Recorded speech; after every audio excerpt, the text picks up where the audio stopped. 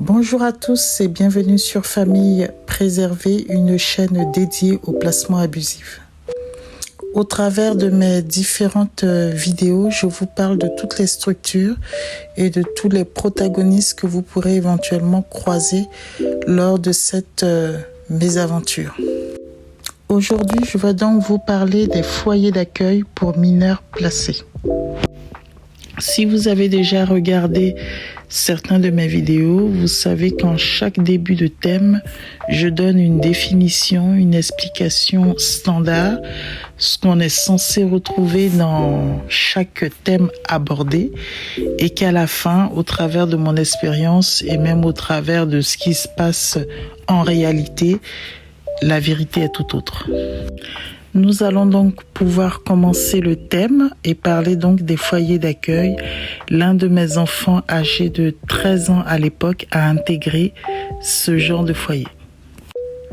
Donc les foyers d'accueil sont des structures qui accueillent des enfants et des adolescents en situation de vulnérabilité ou de danger.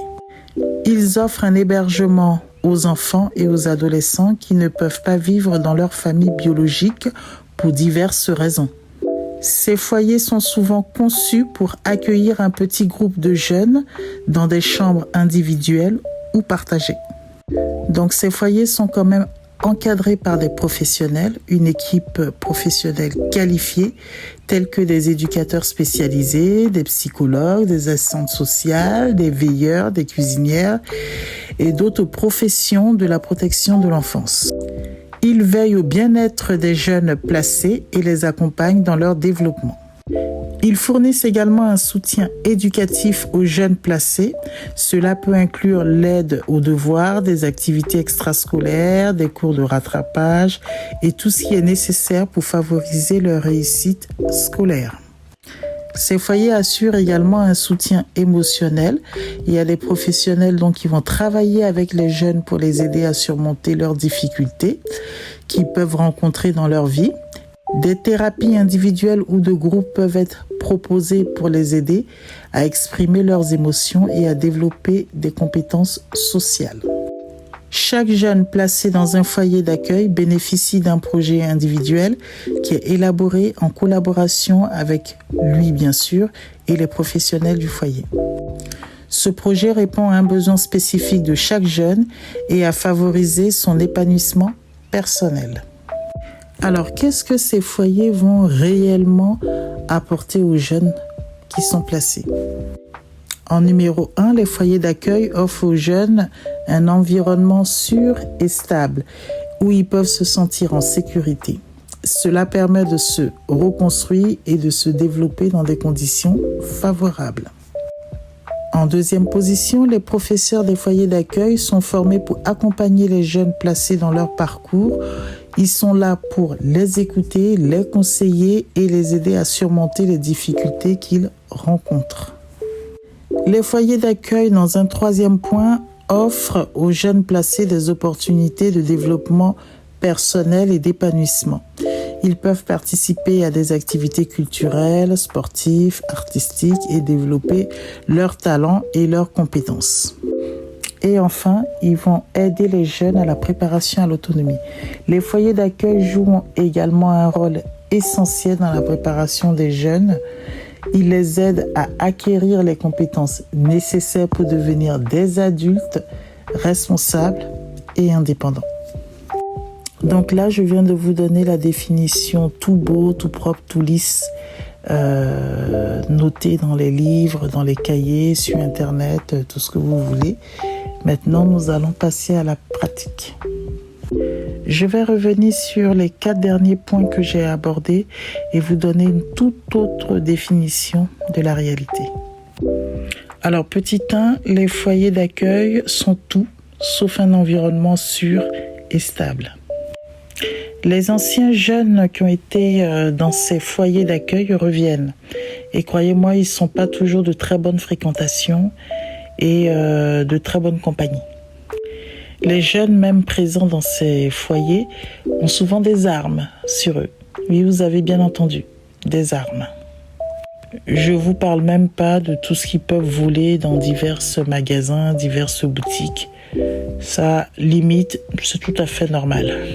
Donc, quand vous avez votre enfant qui se retrouve dans ce genre de foyer âgé de 13 ans, je ne vois pas comment on peut lui garantir une sécurité et encore moins des conditions favorables où il peut se reconstruire, soi-disant, et se développer.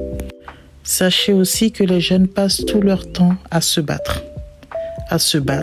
et encore à se battre. Donc, je vous laisse imaginer que lors de ces bagarres, tout peut arriver. Entre ceux qui ont des armes planquées dans leurs affaires, ceux qui peuvent utiliser des couteaux et j'en passe, je ne vois pas où est la sécurité. Imaginez un enfant qui n'a pas du tout confiance en lui ou qui est très introverti, ça va être compliqué. Dans le foyer où a été mon fils, ils étaient au nombre de 10. Donc c'est quand même à taille humaine. Je pense que effectivement, quand on a affaire à des professionnels qualifiés et consciencieux, on peut effectivement faire un travail correct et emmener les jeunes à se dépasser. Mais ce n'est malheureusement pas le cas. Croyez-moi, c'est plus un espèce de centre de loisirs où chacun fait un petit peu ce qu'il veut et tout le monde s'en fout. Alors, petit 2. Les professionnels dans ce genre de structure, en général, sont quand même assez jeunes. Alors, dit qu'ils arrivent à conseiller, écouter et aider les jeunes à surmonter leurs difficultés, c'est quand même un bien grand mot. Ils ont plus une attitude de potes, on est entre potes, entre amis, que vraiment de professionnels soucieux des difficultés ou des problèmes des jeunes. Je vous assure. Alors, dans le petit 3, concernant tout ce qui est activité un peu culturelle, sportive, artistique, finalement, je dirais que c'est plus dans ce domaine-là qu'ils excellent. Alors, effectivement, quand il s'agit de faire une sortie, d'aller en vacances dans je ne sais quel coin ou de participer à certaines rencontres, on va dire culturelles, là effectivement il n'y a pas de souci. Je vous le dis, c'est plus un centre de loisirs que vraiment une structure soucieuse d'avoir en charge des enfants qui ont été placés et donc chez qui il y a tout un travail à faire. Non, c'est comme si vous étiez venu le matin, vous avez posé votre jeune ado, vous partez au travail et puis voilà, ils s'occupent, il y a des éducateurs, ils discutent entre eux comme de vieux amis, s'il y a une petite sortie à faire, allez hop, on y va, mais bon, il n'y a aucun cadre, c'est n'importe quoi là-dedans. Et le 4e point, sûrement ma partie préférée, quand on vous fait croire qu'on va préparer les jeunes à acquérir une certaine autonomie et des compétences afin de devenir des adultes responsables et indépendants, ça me fait bien rire. Pour s'assurer que plus tard les jeunes aient cette compétence et cette autonomie nécessaires pour être après des adultes responsables, il faut s'assurer qu'ils soient présents à leur cours ou à leur formation. Mon fils a raté 2 mois de cours et les excuses étaient toujours farfelues. Croyez-moi, dans ces structures-là, tout ce qu'ils savent faire, c'est voyager, s'amuser, participer à ci, participer à ça, tant qu'il n'y a rien de sérieux là-dedans. Ils s'occupent des jeunes comme on s'occuperait de poulets. Ils les rassemblent dans un coin, ils jettent un peu de nourriture et puis démerdez-vous. Et quand ces jeunes atteignent l'âge de 18 ans et qu'ils n'ont aucune compétence, aucune formation et ils ne sont pas du tout autonomes, c'est les jeunes qu'on retrouve dans les hôtels. Parce que bien sûr, une fois que ces jeunes ont 18 ans, ils ne peuvent plus rester dans ces foyers. Donc les jeunes se retrouvent seuls dans des hôtels. Et puis après, chemin faisant, ils font partie de tout ce pourcentage de SDF que nous croisons dans les rues. Donc voilà, une autre structure des services de protection de l'enfance qui brille par son inutilité et par son inefficacité. Ça rejoint les autres. Donc voilà. En conclusion, ne comptez pas sur ces foyers d'accueil pour en sortir quelque chose de positif pour votre enfant. Alors du coup, en réalité, qu'est-ce que ces foyers peuvent apporter à votre enfant? Des séances de bagarre à tout va, des bagarres où des armes à feu ou des armes blanches peuvent être utilisées, des enfants qui vont se mettre à voler dans les magasins, dans les boutiques, etc. Des enfants qui vont se mettre à fumer et pas que de la cigarette. Des enfants qui seront paumés, qui n'auront aucune qualification parce que l'école n'est visiblement pas leur priorité dans ces foyers. Et quand ils arriveront à 18 ans, ils se retrouveront donc dehors. Ils peuvent encore pousser l'aide jusqu'à 21 ans. Allez, ils vont être sympas.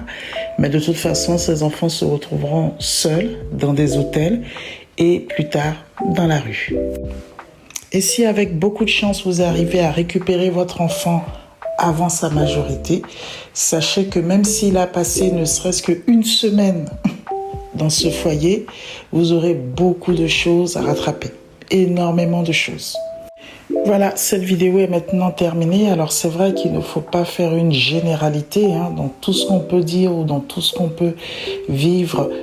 Heureusement, ce n'est pas une généralité, mais sachez que dans la majorité des cas, c'est ce qu'on retrouve dans ces foyers. C'est tout le dispositif de l'aide sociale à l'enfance qui doit être revu finalement, parce qu'il y a beaucoup d'inégalités, beaucoup d'injustices, beaucoup de choses qui ne devraient pas arriver. Comment comprendre qu'on se précipite pour placer vos enfants et puis finalement on n'a rien à leur offrir, même pire. Mais comme ça permet de donner du travail à tout ce petit monde, ça permet, sans ces enfants placés, que serait la protection d'aide à l'enfance? Donc effectivement, on peut pousser un peu la réflexion et comprendre tout ce qui se passe. Cette vidéo est maintenant terminée. Merci de l'avoir regardée et beaucoup de courage à tous les parents qui vivent malheureusement cette situation. À bientôt.